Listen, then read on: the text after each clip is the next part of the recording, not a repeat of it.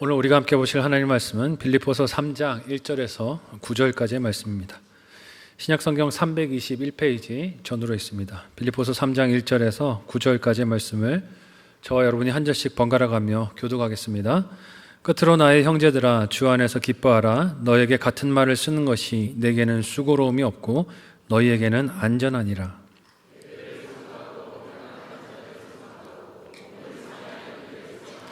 하나님의 성령으로 봉사하며 그리스도 예수로 자랑하고 육체를 신뢰하지 아니하는 우리가 곧 할례파라.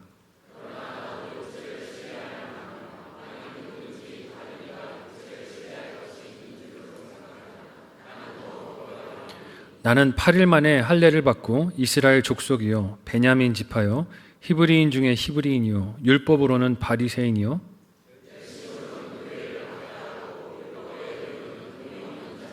그러나 무엇이든지 내게 유익하던 것을 내가 그리스도를 위하여 다 해로 여길 뿐더러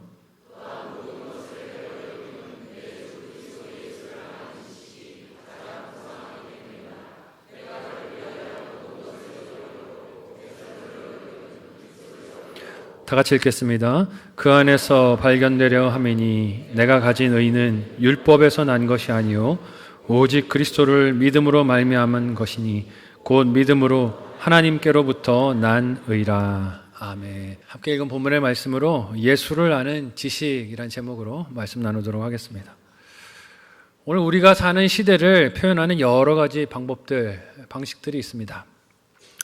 발전하는 산업의 종류로 시대를 분류했을 때 이 시대를 4차 산업의 시대라고도 부르죠.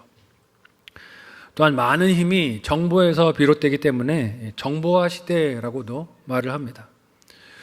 스스로를 남들에게 매력적인 존재로 드러내 보여야 하는 자기 PR의 시대 혹은 자기 어필의 시대라고도 말을 합니다. 이렇게 자기 어필을 경쟁력 있게 잘 하기 위해서 어릴 때부터 우리들은 자신을 좀 남과 다른 것들을 자랑할 수 있는 것들로 채우라고 요청을 많이 받고 또 스트레스와 부담을 받기도 합니다. 사람들에게 얻는 인기와 명성, 칭찬이 능력과 경제력으로 이어지는 세상이다 보니 우리들은 세상에서 보기를 원하는 능력과 조건을 나에게 갖추는 일에 맹목적으로 나 자신뿐만이 아니라 자녀들까지 내어줄 때가 많은 것 같아요. 그래서 이력서에 남들보다 한 줄 더 들어가는 학력과 이력을 위해서 전전긍긍하기도 합니다. 더 넓은 아파트 평수를 찾아 분주하게 살기도 해요. 남보다 빠른 진급, 자녀들이 들어간 대학이나 직장 혹은 노후를 위한 연금 액수에 집착하면서 누가 더 많은 걸 가졌나, 누가 빨리 가졌나, 누가 더 대단한 것을 가졌나 집착하지 않습니까? 이런 것들이 왜 우리의 시선을 끌고 우리는 쉽게 이런 것들에 집착에 빠지게 될까요? 우리 눈에 보이는 것들이고 또 그래서 자랑과 비교하기도 쉽고 내가 남보다 나은 삶을 살고 있다고 내세우는 것도 쉽기 때문일 것입니다. 봐, 내가 당신보다 가진 게 더 많지? 내가 더 빨리 목적지에 이르렀지? 내가 더 많은 것을 가지고 있지? 하는 것을 가지고 내가 대단해 보이는 것을 내세우고 싶은 것이죠. 근데 우리는 이런 눈에 보이는 것들로 나를 내세우고 자랑할 뿐만이 아니라 때로는 비교하며 절망 가운데 낙심도 잘합니다. 이유가 무엇일까요? 사람은 왜 지치고 끊임없이 힘들어하면서도 스스로를 남과 비교하면서 교만과 낙심의 사이를 널뛰게 하는 것일까요? 그것은 내 정체성과 존재 가치를 눈으로 볼 수 있는 것들로 확인하고 지킬 수 있다는 착각과 이를 부추기는 정욕, 욕심에 쉽게 속기 때문일 것입니다. 문제는 이런 집착과 정욕이 예수를 믿는 믿음으로 받는 구원의 기쁨도 오해하도록 위협한다는 것이죠. 그래서 예수를 나의 주와 그리스도로 영접하게 하시는 이 하나님의 일방적인 은혜, 무조건 주시는 은혜를 믿음으로 받는 구원을 내가 자랑하고 마치 내세울 것이 있는 것으로 보이고 싶은 유혹들이 있습니다. 구원도 이렇게 말하고 싶은 거예요. 내가 열심히 쌓은 이력과 수고와 스펙과 같은 것으로 그렇게 만들고 싶은 유혹이 있는 거죠. 내가 교회 생활이 몇 년인데, 내가 직분을 뭘 받았는데, 내가 교회 생활을 얼마나 했는데 하는 것들을 가지고 내 구원이 확실한 것처럼 남들과 다른 것처럼 내세우고 자랑하고 싶은 유혹들이 있어요. 세상이 자랑하는 것들과 그 방식들을 그대로 답습해서 구원도 그렇게 내 지분으로 자랑하고 싶은 유혹이 우리 안에 있는 것입니다. 이런 시험은 바울 당시나 오늘이나 시대를 초월해서 성도들의 믿음을 흔들어요. 바울은 이런 시험 앞에 서 있는 빌립보 교회 성도들에게 무엇을 붙들고 놓치지 말라라고 권면합니까? 이 말씀을 통해 우리가 오늘 붙들어야 할 예수를 아는 분명한 지식이 무엇인가 두 가지를 통해 생각해 보기를 원합니다. 첫 번째로 우리가 생각할 것은 예수를 아는 이 지식은 무엇을 신뢰할 것이고 무엇을 신뢰하지 못할 것인지 분별하게 해 주신다는 것이에요. 바울은 빌립보서 2장 30절까지의 본문에서 빌립보 교회 성도들이 예수 그리스도의 본을 따라서 한 뜻으로 한 마음이 되어서 서로를 섬겨줄 것을 부탁하고 당부했습니다. 그 하나됨의 구체적인 사례가 되는 인물들이 지지난주에 살폈던 디모데와 에바브로 디도 같은 인물이라 할 수 있어요. 그렇게 교회가 하나 되어야 하는 것은 단지 교인들 사이에 멤버십을 튼튼하게 세우라는 의미는 아닐 겁니다. 싸우지 말고 사이좋게 지내라. 그래야 우리 감정이 좋잖아. 그런 뜻은 아닐 거예요. 왜냐하면 교회는 하나님께서 맡겨주신 영혼 구원의 사명을 행할 때 그 목적대로 존재하는 공동체이기 때문이죠. 즉 성도가 한 뜻과 한 마음이 되어야 하는 것은 영혼 구원의 사명을 감당하기 위해서 그렇게 한 뜻과 한 마음이 되어야 한다는 거예요. 그 사명을 그런데 어떻게 감당할 수 있습니까? 물론 예수님께서 우리를 죄와 사망에서 구원하여 주시는 주님과 그리스도가 되심을 전하는 것이 1차적으로 영혼 구원의 사명을 감당하는 전도겠지만 복음의 진리를 흔들고 위협하는 거짓 가르침들을 분별하고 싸우는 것도 분명하고 중요한 사명입니다. 바울은 그런 면에서 빌립보 교회 성도들에게 그들이 하나 되어 함께 싸워야 할 거짓 가르침, 복음에 대한 착각과 오해를 오늘 본문에서 분명하게 밝혀요. 이것을 가르치기 전에 먼저 사도 바울이 강조하는 것이 있습니다. 이것을 알고 싸우기 전에 먼저 이 일을 우리가 성도가 기쁨으로 해야 한다는 것을 1절에서 이렇게 말을 해요. 함께 오늘 본문의 1절을 한 목소리로 읽어보도록 하겠습니다. 같이 읽습니다. 시작. 끝으로 나의 형제들아 주 안에서 기뻐하라. 너에게 같은 말을 쓰는 것이 내게는 수고로움이 없고 너희에게는 안전하니라. 아멘. 사도 바울은 다시 한번 기쁨을 강조합니다. 제가 여러분에게 가르치는 이 말을 듣기 전에 다시 한번 여러분들은 기뻐해 주십시오. 말을 해요. 근데 그 기쁨이 어떤 기쁨입니까? 그리스도 예수 안에서 얻는 기쁨이에요. 사도 바울이 이제껏 빌립보서를 기록하면서 계속해서 말해왔던 기쁨을 뜻하는 겁니다. 바울이 앞서 자기 기쁨을 어떻게 말했습니까? 너희 안에서 구원의 일을 시작하신 하나님의 그 은혜로 인해서 나는 기쁘다라고 말했어요. 비록 감옥에서 이 편지를 쓰고 있지만 당신들 안에서 구원을 시작하신 하나님의 일을 보면서 나는 기쁩니다라고 했었어요. 자신은 매여 있어도 복음 전파에 진전이 있는 것을 보는 시선으로 인해서 나는 기쁩니다라고 말했습니다. 세상이 기뻐하는 것과는 다른 종류의 기쁨인 것을 나타내는 것이죠. 바울이 지금 이렇게 빌립보 교회 성도들에게 주님 안에서 기뻐하라고 하는 것은 이제 그들에게 들려주는 권면도 악한 영들과의 싸움도 기쁜 마음을 잃지 않고 들을 때 제대로 이해하고 따라갈 수 있는 말씀이기 때문입니다. 또한 바울도 그런 기쁨으로 빌립보 교인들에게 같은 말을 여러 번 쓰는 것이 내게는 수고로운 것이 아니다라고 말을 해요. 사랑과 기쁨으로 하는 일에는 이런 생색이나 비교가 있을 수가 없다는 것이죠. 바울이 이것이 자신에게 고된 수고로 느껴지지 않는 이유는 이것이 빌립보 교인들의 안전을 위해서 필요한 일이기 때문입니다 라고 말합니다. 그렇다면 우리가 무엇을 생각할 수 있습니까? 지금 빌립보 교인들이 위험을 마주하고 있다는 거예요. 그 위험이 무엇일까요? 함께 오늘 본문의 2절에서 3절을 같이 한 목소리로 읽어보도록 하겠습니다. 같이 읽습니다. 시작. 개들을 삼가고 행악하는 자들을 삼가고 몸을 상해하는 일을 삼가라. 하나님의 성령으로 봉사하며 그리스도 예수로 자랑하고 육체를 신뢰하지 아니하는 우리가 곧 할례파라. 아멘.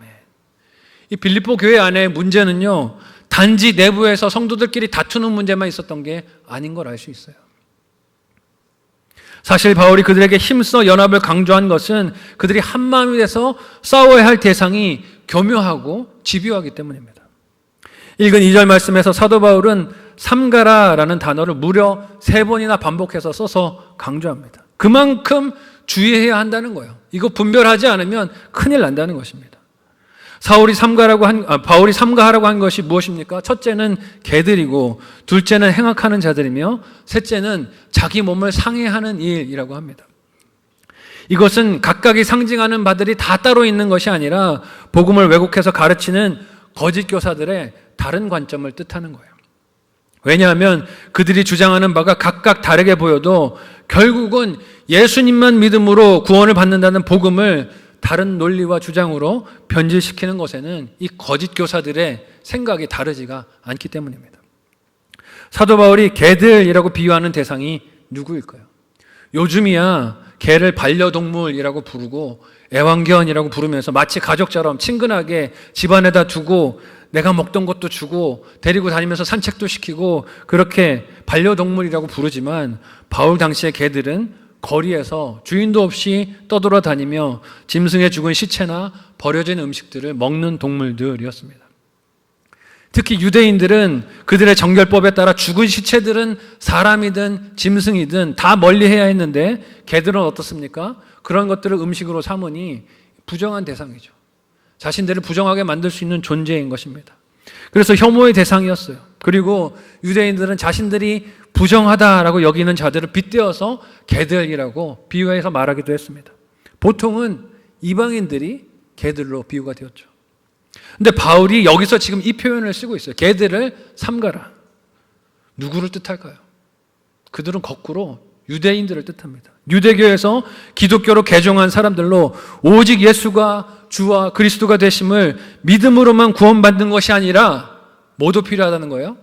율법도 지켜라. 할례도 행해야 구원받는다 하는 것을 자기 몸을 드러내며 자랑하던 사람들입니다. 예수만으로 충분치 않다는 거예요. 행위도 있어야 구원받는다 하는 것을 강조하는 사람들이었습니다. 그들은 자신들이 율법을 지키는 행위를 뽐냈습니다. 그리고 몸에 가지고 있는 할례의 흔적을 자랑하면서 내 눈에 보이는 이런 것들이 있어야 구원을 받는 것이야. 이제 막 믿음을 가진 이방인 성도들의 마음을 믿음을 흔들었어요. 그런 자랑이 눈에 보이는 것들이니 이제 막 믿음을 가진 새신자들에게는 큰 흔들림과 번민이 되었던 것입니다.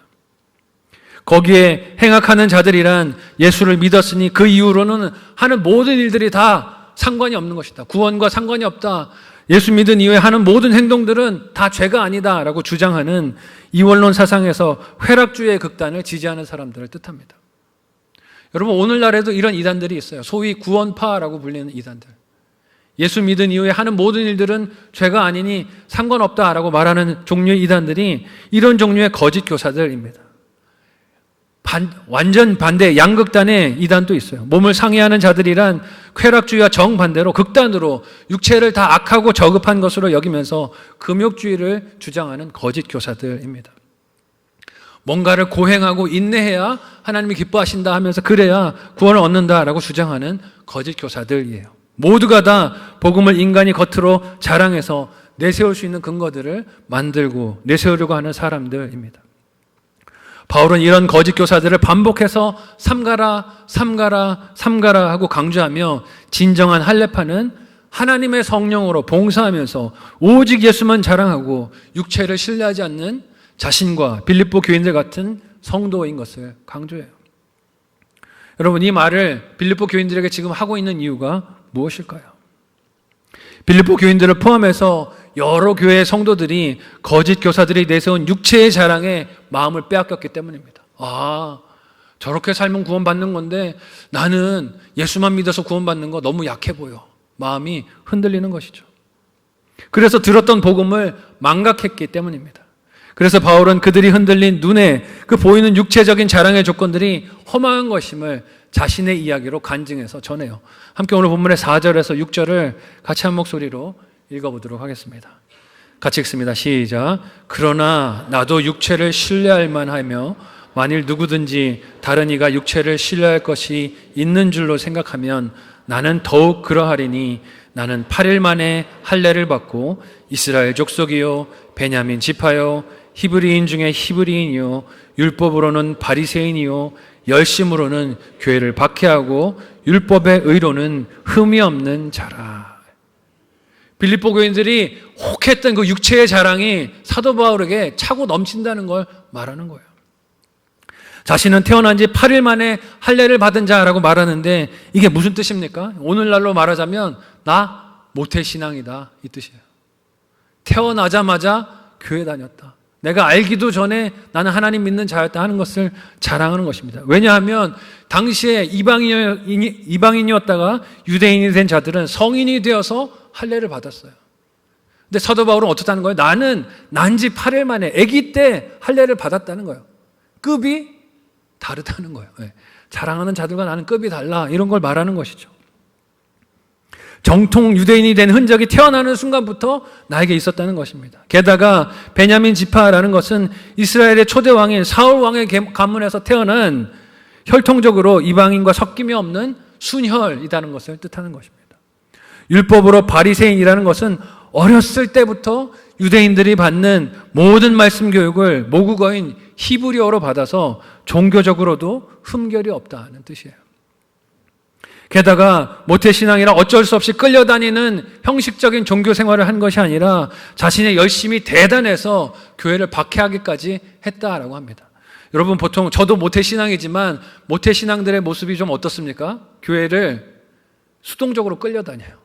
부모가 끌고 왔으니까 어쩔 수 없어서 내가 가준다 하는 모습으로 수동적이고 적극적이지 못하게 신앙생활들을 많이 하는데 사도 바울은 그렇지 않았다는 거예요. 나는 열심히 충만했다 하는 것을 말합니다. 그만큼 율법에 대한 열의와 사랑이 컸다는 거예요. 눈에 드러나는 조건으로 따지면 그것으로 자랑하고 싶은 사람들에게는 너무나 부러운 조건들이 아니겠습니까? 이처럼 확실한 구원의 훈장이 없어 보일 수도 있어요. 그러나 이런 것들이 믿을 것도 구원을 주는 것도 될 수 없다고 사도 바울이 말하는 것이에요. 왜냐하면 그것들은 겉으로 볼 때 사람이 깨끗한 것 같고 의로운 것 같고 흠이 없는 것 같아 자랑할 수 있겠지만 죄가 출발하는 마음속은 깨끗하게 할 수 있습니까? 없어요. 그런 것으로는 마음속을 내 생각을 깨끗하게 못합니다. 사람의 내면을 깨끗하게 하지 못하기 때문입니다. 그래서 예수를 아는 지식이 있어야 신뢰할 것과 그렇지 못할 것을 분별할 수가 있습니다. 예수를 아는 지식으로 내가 무엇을 믿어야 할지를 분별할 수 있는 저와 여러분 되시기를 예수님의 이름으로 간절히 소원하고 축복합니다. 한번 생각하고 적용해 보셨으면 좋겠어요. 첫 번째 묵상, 적용 질문을 드립니다. 육신적 자랑을 좋은 신앙의 증거로 여기며 부러워하지 않으십니까? 나는 어떤 것들을 부러워하고 있습니까?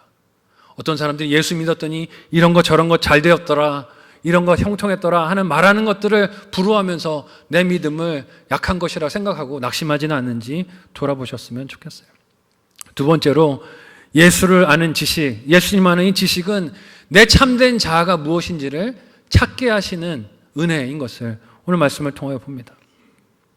설교 서두에서도 나눴지만 사람이 육신의 자랑을 하는 것은 이유가 무엇입니까? 나를 내세우고 싶은 거예요. 그것을 통해서 나의 정체성을 말하고 싶은 것입니다. 나 이런 거 가진 사람이야. 나 이만큼 대단한 사람이야. 나 이렇게 많은 경력이 있는 사람이야 하는 것을 뽐내고 싶기 때문이죠. 내 존재 가치를 드러내고 싶은 것입니다.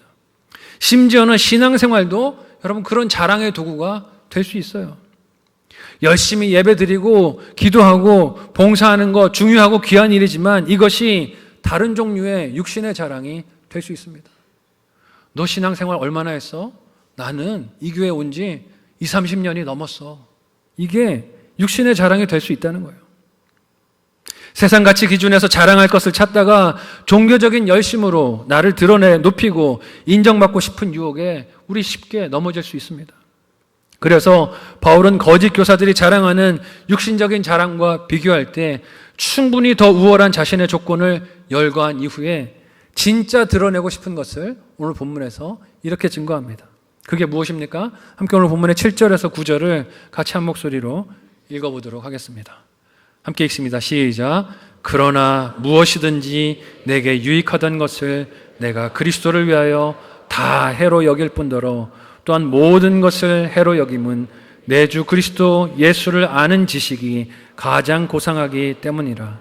내가 그를 위하여 모든 것을 잃어버리고 배설물로 여김은 그리스도를 얻고 그 안에서 발견되려 함이니 내가 가진 의는 율법에서 난 것이 아니요 오직 그리스도를 믿음으로 말미암은 것이니 곧 믿음으로 하나님께로부터 난 의라. 아멘.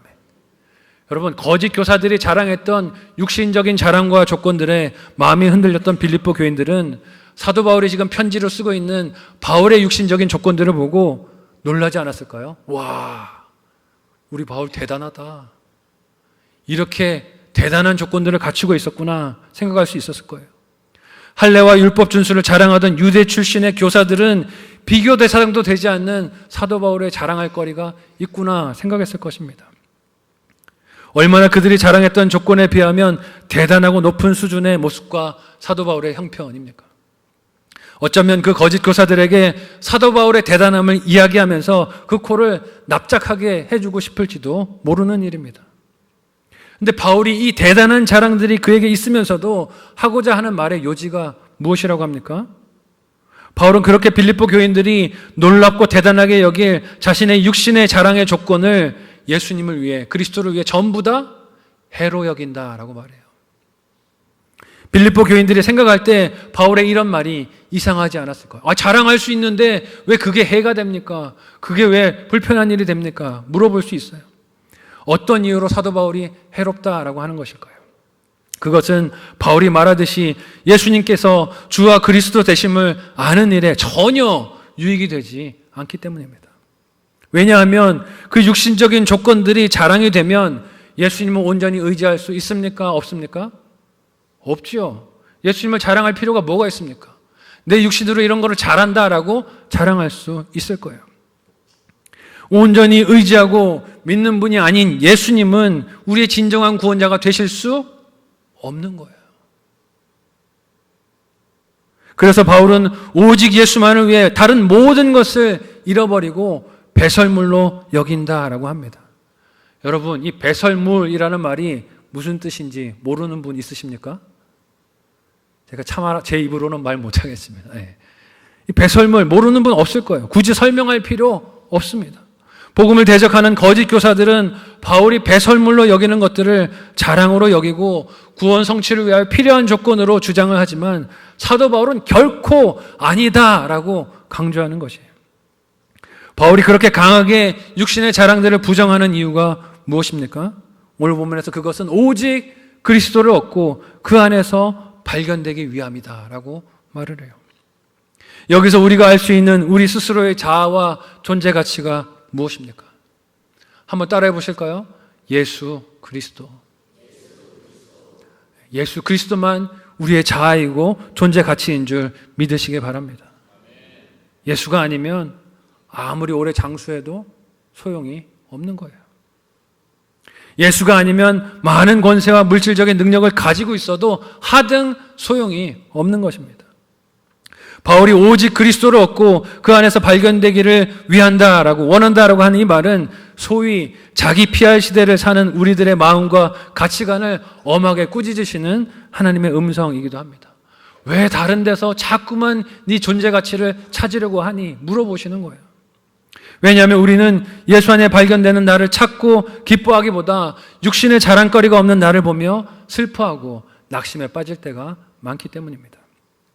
저도 이렇게 설교는 하고 있지만 비교의식과 낙심에 빠져 흔들릴 때가 적지 않습니다. 많아요.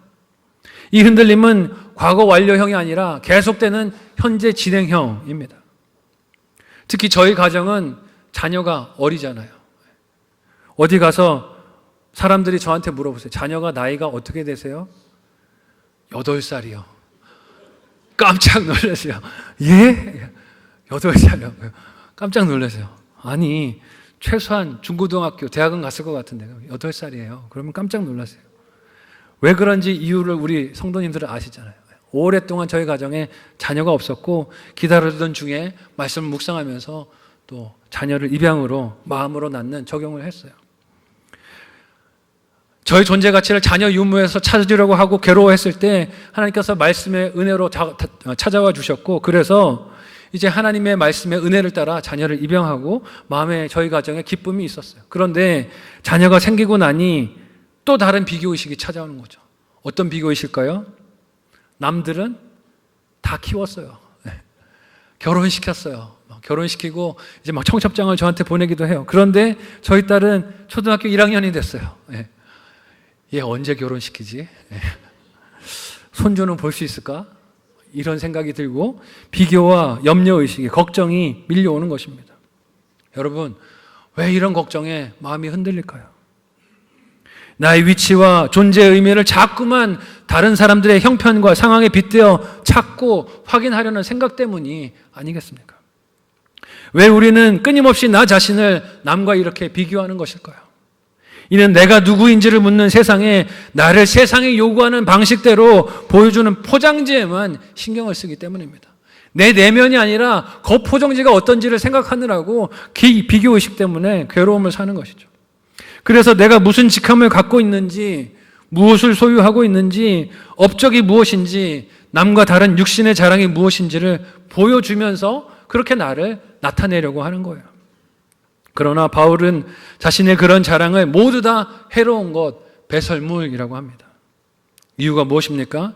그런 것들이 성도의 참된 정체성을 나타내 말해주지 못하기 때문이에요.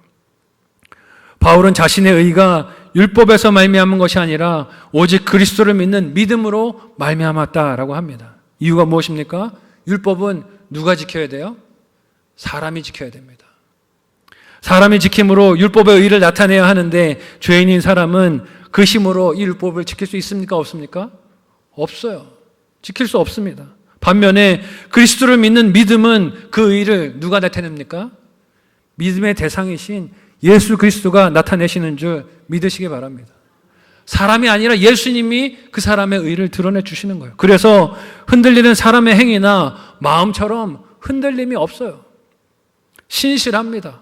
확고합니다. 한번 정하신 그 뜻은 변함이 없어요.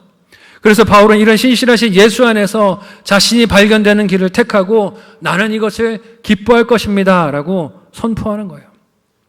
저와 여러분의 정체성도 예수 안에 있을 때만 참되고 의미가 있는 줄 믿으시기 바랍니다. 예수 안에 있지 못하면 다 소용없는 일이에요. 이런 관계를 예수님은 나의 안에 거하라 말씀하시며 포도나무에 빗대어서 말씀하십니다. 요한복음 15장 5절에서 6절의 말씀을 우리 같이 한 목소리로 읽어보도록 하겠습니다.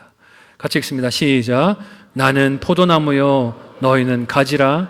그가 내 안에 내가 그 안에 거하면 사람이 열매를 많이 맺나니 나를 떠나서는 너희가 아무것도 할 수 없음이라. 사람이 내 안에 거하지 아니하면 가지처럼 밖에 버려져 마르나니 사람들이 그것을 모아다가 불에 던져 사르느니라. 이 말씀은 예수님이 십자가 지고 죽으시기 직전에, 제자들을 떠나시기 직전에 하신 말씀이었어요. 물리적으로 작별해야 하는 제자들에게 예수님은 이렇게 말씀하셨어요. 너희는 내 가지다. 너희는 내 가지야. 나는 포도나무고 너희는 내 가지다 말씀하십니다. 무슨 말씀입니까?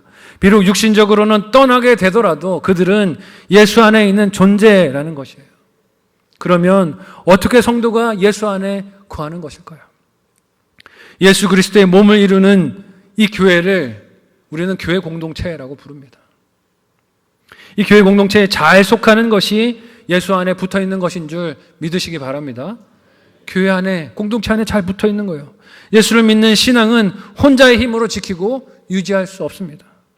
때로는 내 생각과 뜻에 맞지 않는 사람과 상황으로 내 마음이 아플 수 있지만 이를 견디면서 공동체 안에 잘 붙어가고 그 속에서 나를 깨달아 갈 때 예수 그리스도의 생명으로 맺는 열매들을 우리는 볼 수 있는 거예요. 만일 마음에 들지 않는다고 가지가 포도나무에서 떨어져 혼자 떨어져 나가면 어떻게 되겠습니까? 예수님 말씀처럼 나무에서 떨어진 가지의 결론은 불에 던져져 태워지는 것밖에 없습니다. 열매 못 맺는 거예요. 그래서 우리는 예수 그리스도 안에서 그 몸을 이루는 교회 안에서 나의 진정한 자아를 찾아야 하는 것입니다. 세상과 같이 화려한 조건과 환경 속에서 나를 찾으려 하면 어떻습니까? 잘 될 때는 교만하고 어렵고 안 될 때는 낙심하는 혼란에서 방황에 널뛰기를 하게 됩니다. 예수 그리스도가 아닌 그 어떤 것도 영원하지 못해요. 우리의 참된 자아를 말해줄 수가 없습니다. 내게 가장 소중하고 고상한 지식인 예수를 알므로 진정한 나의 자아를 잃지 않고 붙드는 저와 여러분 모두가 되시기를 예수님의 이름으로 간절히 소원하고 축복합니다. 마지막으로 한번 생각하고 적용해 보시기를 바라요. 마지막 묵상, 적용 질문을 드립니다. 예수를 알기 위해 말씀을 읽고 기도하십니까? 하루 중에 그 만남을 위해 나에게 정한 시간이 있습니까? 생각해 보시고 적용해 보시면 좋겠고요. 두 번째로, 목장과 교회 공동체에 나는 소속감을 가지고 있습니까? 그렇지 못하다면 이유가 무엇인지 한번 생각해 보셨으면 좋겠어요. 그리고 힘써 목장과 교회 공동체에 속하셨으면 좋겠어요. 나 혼자 독불장군의 신앙, 나 혼자 잘 믿는 그런 신앙이 아니라 공동체 안에 잘 속해서 예수 안에서 나를 발견하는 그런 신앙의 삶을 걸어가는 우리가 되어야 할 것입니다. 말씀을 정리하겠습니다. 우리는 어떻게 해서건 자신을 매력적으로 그렇게 보이는 존재로 자랑하는 시대 속을 살아가고 있어요. 온갖 것들을 자랑합니다. 정말 말도 안 되는 것들을 가지고 자랑을 해요. 그래서 겉으로 드러나는 온갖 화려한 조건과 환경들로 나를 포장하고 싶은 유혹에 흔들릴 때가 많습니다. 심지어는 그것이 내 신앙생활이 되기도 해요.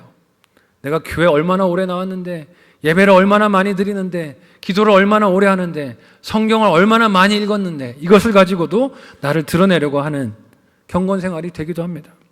그렇지만 예수 그리스도를 진정으로 아는 지식이 없는 자랑들은 다 소용이 없는 것입니다. 예수가 아닌 자랑들은 모두가 다 배설물이고 해가 될 뿐입니다. 왜냐하면 그것들은 진정한 나의 정체성을 말해줄 수 없기 때문입니다.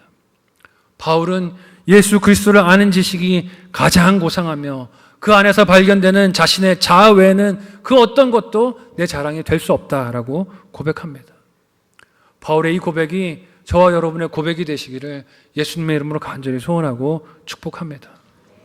그렇게 예수님 안에서 발견된 나의 자아를 기뻐하고 즐거워하는 이 성도는 세상이 감당 못합니다. 왜냐하면 바울처럼 그가 어떠한 형편 속에 있어도 예수로 인해 기뻐하고 행복하기 때문에 그를 불행으로 끌어내릴 수가 없기 때문입니다. 예수님 안에 발견된 나로 인해서 늘 기뻐하고 그렇게 자존감이 높은 성도로, 예수를 아는 지식으로 충만한 성도로, 세상이 감당 못하는 성도로 살아가는 저와 여러분 모두가 되시기를 예수님의 이름으로 간절히 소원하고 축복합니다. 아멘. 함께 기도하겠습니다. 이 시간에 말씀을 기억하며 합심하여 기도할 때 하나님, 육신적인 자랑거리들로 나의 정체성을 묻는 세상 속에서 오직 예수를 자랑하는 내가 되게 도와주시옵소서. 그 안에서 예수님 안에서 발견되는 나로 인하여 기뻐하는 내가 되게 하여 주셔서 예수의 몸된 교회에 잘 속하게 하여 주시고 열매 맺는 기쁨이 충만한 하나님의 백성들, 자녀들 되게 도와달라고 이 시간에 간절한 마음으로 합심해서 함께 기도하겠습니다. 하나님 은혜를 감사합니다. 우리를 사랑하셔서 하나님의 자녀 삼아주시고 예수 그리스도 안에 살아가는 귀한 백성들 되게 하여 주셨습니다. 오직 예수만 자랑하게 하여 주시고 세상 자랑을 따라가지 아니하도록 인도하여 주시옵소서. 허망한 자랑의 유혹들에 내 마음을 빼앗기지 않게 해주시고 오직 예수를 자랑하며 그 안에서 발견되는 나로 인하여 기뻐하고 감사하는 주의 자녀들 되도록 도와주시옵소서. 이 기쁨으로 복음을 증거하게 하여 주시고 예수님을 알지 못한 안타까운 영혼들에게 그 사랑을 나타내 전하는 주의 백성들 되도록 인도하여 주옵소서. 감사하며 예수님의 이름으로 기도하옵나이다. 아멘. 하나님, 예수 믿는 하나님의 자녀로 우리를 택하여 불러주시니 감사합니다. 세상의 허망한 자랑들을 갖지 못해 전전긍긍하며 슬퍼하지 않게 하여 주시고 오직 예수로 자랑하고 기뻐하는 우리의 삶이 되도록 인도하여 주옵소서. 예수만 자랑되는 우리의 삶이 세상 사람들에게도 드러나고 보이게 하여 주셔서 세상 사람들도 이 예수님을 궁금히 여기게 하여 주시고 우리가 삶으로 복음을 전하는 주의 백성들 다 되게 도와주시옵소서. 감사하며 예수님의 이름으로 기도하옵나이다. 아멘.